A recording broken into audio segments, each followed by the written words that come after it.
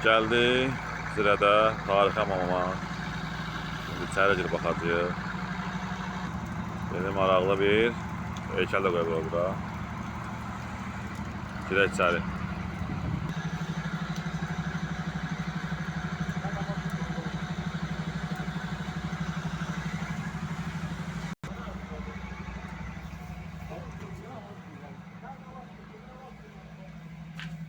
Biraz qaranlıq, tamam.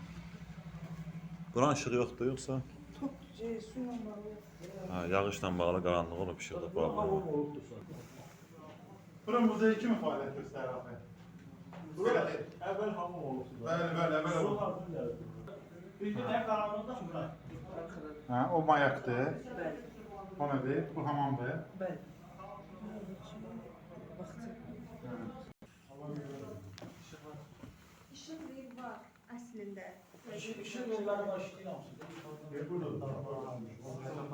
Özü çox məzəli hissələr var olur. Amma orada olsaydı. Getdi.